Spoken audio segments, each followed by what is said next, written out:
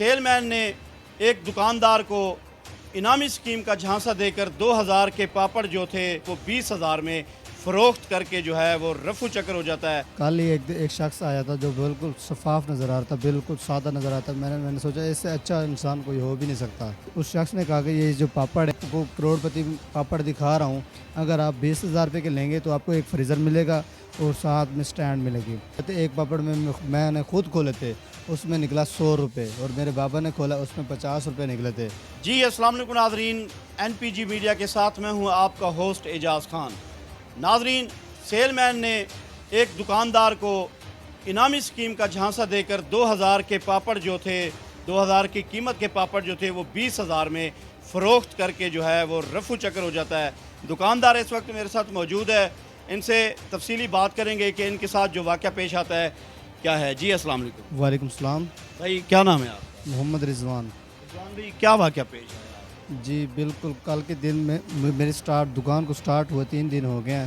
کل ہی ایک شخص آیا تھا جو بالکل شفاف نظر آ رہا تھا، بالکل سادہ نظر آتا، میں نے سوچا اس سے اچھا انسان کوئی ہو بھی نہیں سکتا، جو بالکل اپنے الفاظ ایسے بیان کرتا ہے، اس کا اخلاق بھی بہت اچھا ہے۔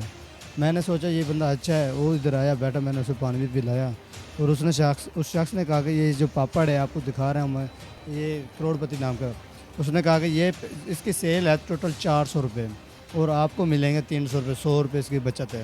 اگر آپ اپنا 10,000 روپے کے لیں گے تو آپ کو سٹینڈ بھی ملے گا اور ساتھ میں سائیکل بھی ملے گی۔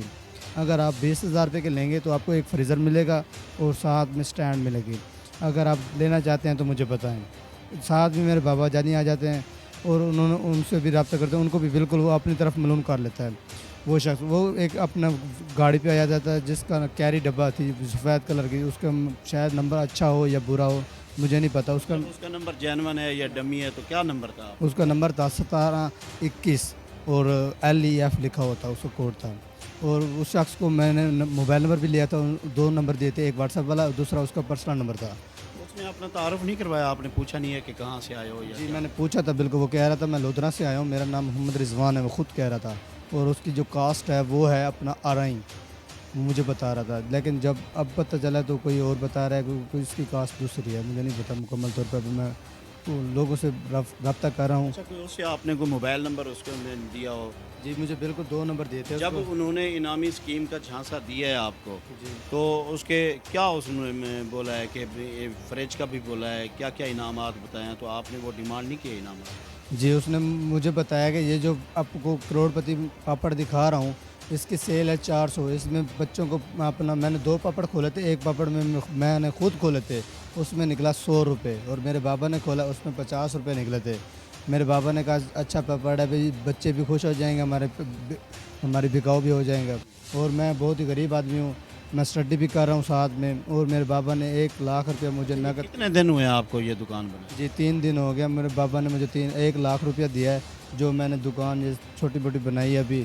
اب سوچتا ہوں اب اخراجات بہت زیادہ ہیں، مہنگائی بہت بڑھ گئی ہے، گھر کے حالات بالکل ناکارہ ہیں۔ آج کل ہی مجھے وہ شخص لوٹ کے گیا، میں بہت ہی شرمندہ ہوں اور بہت ہی 1 لاکھ روپے کا آپ نے دکان میں سامان جو ہے لے کر رکھا ہے، یہ تو میرے خیال میں 20,000 جو وہ لے کر رفو چکر ہوا ہے، تو یہ 1 مہینے تک کا یہ منافع آپ کو نہیں ملے گا۔ جی بالکل مجھے بہت نقصان ہو گیا ہے۔ کیا کہنا چاہیں گے ایسے لوگوں کے بارے میں؟ اپنے دکاندار بھائیوں کو میسج کیا دیں گے؟ میری آپ سب لوگوں سے اپیل ہے کہ ایسے لوگوں کو آنے سے پہلے ان سے مکمل تفصیل پوچھیں، ان سے رابطہ نمبر پوچھیں، ان کو کمپنی خاص کر کمپنی اس سے لازمی پوچھیں۔